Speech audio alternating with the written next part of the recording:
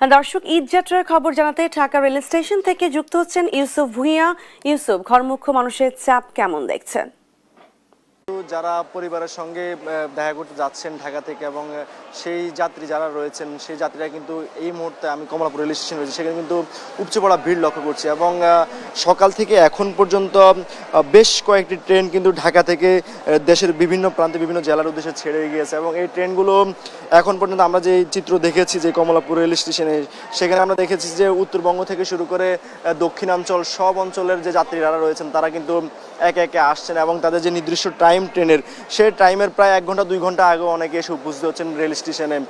তো বলা চলে যে যাত্রী যারা রয়েছে তারা একে একে আসছেন পরিবারের সঙ্গে ঈদ আনন্দ ভাগাভাগি করতে, তারা বাড়ি যাবেন সেই জন্য তারা এখানে এসেছেন। এবং এই জায়গা থেকে আপনাদেরকে জানিয়ে রাখি যে এখন পর্যন্ত সকাল থেকে যে কয়েকটি ট্রেন ছেড়ে গিয়েছে তার মধ্যে কিন্তু বেশ কয়েকটি ট্রেনে কিন্তু শিডিউল বিপর্যয় এবং টাইম বিপর্যয় হওয়ার ঘটনা ঘটেছে এবং কিছুক্ষণ আগে আপনাদেরকে বলছিলাম যে রংপুর এক্সপ্রেস যে ট্রেনটি সেই ট্রেনটি কিন্তু 9টা 10 মিনিটে ঢাকা থেকে ছেড়ে যাওয়ার কথা, সেই ট্রেনটি কিন্তু এখন পর্যন্ত ছেড়ে যায়নি। এখন পর্যন্ত রেল স্টেশন কর্তৃপক্ষ যেটা জানিয়েছে যে 10টা 45 মিনিট একটা সম্ভাব্য টাইম দিয়েছে তারা এই ট্রেনটির। এবং যাত্রী যারা রয়েছেন তারাও অভিযোগ করছিলেন যে প্রত্যেক ঈদেই আসলে অন্যান্য জায়গায় ট্রেন ব্যবস্থা সচল এবং স্বাভাবিক থাকলেও উত্তরবঙ্গগামী যে ট্রেন শিডিউল রয়েছে সেই ট্রেন শিডিউলে হয়তো কিছুটা বিপর্যয় হয়ে থাকে এবং এই বিপর্যয় যেন না হয় সেই জন্য উদ্যোগ নেওয়ার কথা তারা বলছেন। এর বাইরে যদি বলি যে পুরোদমে যে ঈদের আনন্দ ভাগাভাগি করতে যারা পরিবারের সঙ্গে ঈদ আনন্দ করতে যাচ্ছেন ঢাকা থেকে, এখন পর্যন্ত মোটামুটি স্বস্তির ঈদ যাত্রা হচ্ছে বলা চলে এবং আজকে সরকারি ছুটির প্রথম দিন অনুযায়ী বেশ ভালো চাপ লক্ষ্য করা যাচ্ছে।